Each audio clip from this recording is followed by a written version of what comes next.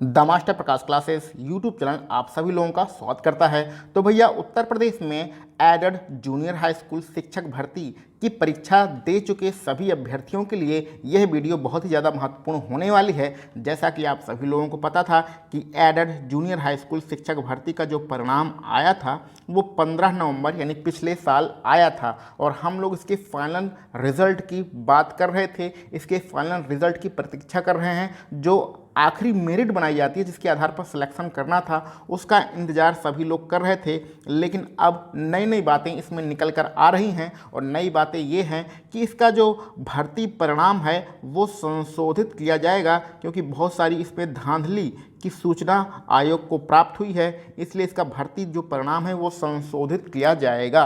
कहने का सीधा सीधा मतलब ये है कि अब आपकी कॉपी दोबारा चेक होगी। जब दोबारा कॉपी चेक होगी तो रिज़ल्ट भी दोबारा आएगा। यहाँ पर एक चीज़ जानने योग्य है कि सभी लोगों को पता है जनरल के लिए 150 में से 97 नंबर और ओबीसी के लिए 150 में 90 नंबर इस भर्ती के लिए पासिंग मार्क था। ठीक है, ये सहायक अध्यापक वाला है, प्रिंसिपल वाला अलग से होता है। ठीक है, तो इसका रिज़ल्ट भी अब नया आएगा और इसके बाद रिज़ल्ट आने के बाद जो फाइनल मेरिट बनेगी वो भी नए सिरे से बनेगी। तो कुल मिला के कहने का सीधा सीधा मतलब ये है कि अब ये जो भर्ती प्रक्रिया आगे 3 चरणों से दोबारा होकर गुजरेगी। पहले आपकी कॉपी चेक होगी, फिर 90-97 के आधार पर आपका रिज़ल्ट आएगा और फिर फाइनल मेरिट आएगी। चलिए इस खबर को हम लोग डिटेल में देख लेते हैं।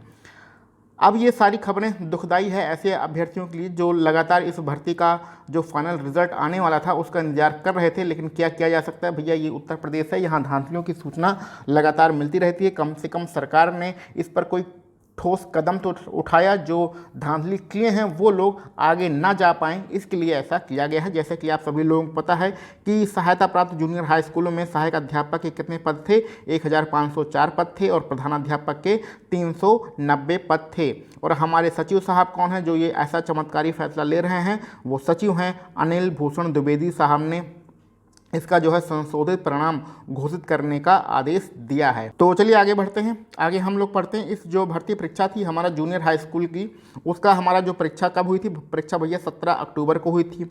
इसका रिजल्ट कब आया था, इसका जो रिजल्ट आया था वो नवंबर महीने की 15 तारीख को आया था। इसमें से परीक्षा में कितने लोग शामिल हुए थे, सहायक अध्यापक पद के लिए 2,71,000 लगभग अभ्यर्थी इसमें शामिल हुए थे, जिसमें से 45,257 अभ्यर्थियों को पास घोषित किया गया था।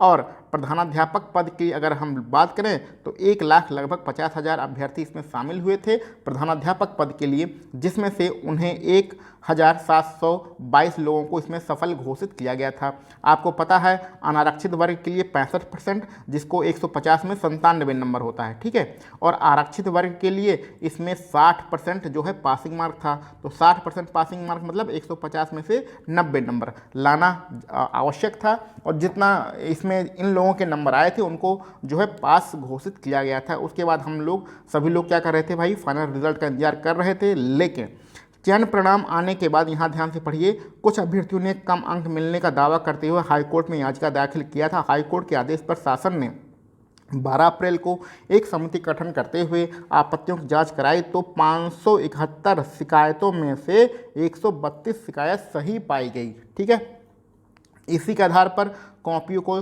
दोबारा से चेक करने का आदेश दिया गया है। यहाँ पर हम लोग पूरा यहाँ पर डिटेल में पढ़ने वाले नहीं हैं। तो ये ऐसे अभ्यर्थियों के लिए जो लगातार इस भर्ती परीक्षा के परिणाम का इंतजार कर रहे थे उनके लिए बहुत ही निराशाजनक चीज़ें हैं कि आपके कम से कम 3-4 महीना और बेकार चले गए, क्योंकि अब 3-4 महीने के बाद ही इसका परिणाम आ सकता है। शिक्षक भर्ती से संबंधित ये एक महत्वपूर्ण सूचना थी जो कि आपको दे दिया गया है कि आपका जो परीक्षा परिणाम है वो दोबारा से आएगा और ये आपकी कापियाँ जो हैं ये भी दोबारा से चेक होंगी। तो इन सारी चीज़ों को देखकर समझकर आपको कैसा लगता है, क्या गवर्नमेंट सही कर रही है? जो भी इसमें नकलची हैं, गलत काम करके आए हैं, उन्हें बाहर निकालने के लिए आपका परीक्षा परिणाम यानी कि जो कॉपियाँ हैं वो दोबारा चेक हो रही हैं, ये सही हो रहा है अथवा गलत हो रहा है, इसमें आपकी क्या राय है? इन सब चीज़ों को आप कमेंट बॉक्स में ज़रूर बताइएगा। और ये भी आप जानकारी में रखिएगा कि अगले 3 से 4 महीने तक अब इस परीक्षा में आपको कुछ भी होने वाला नहीं है, क्योंकि अब आपकी कॉपियाँ चेक होंगी, फिर रिजल्ट आएगा, उसके बाद फाइनल मेरिट बनेगी। तो आपकी क्या राय है, क्या आप इसके बारे में सोचते हैं? इन सारी चीज़ों को कमेंट बॉक्स में जरूर लिखिएगा। चलिए मिलते हैं हम लोग अपने अगले किसी वीडियो लेक्चर में। आप सभी लोगों को वीडियो देखने के लिए बहुत बहुत धन्यवाद।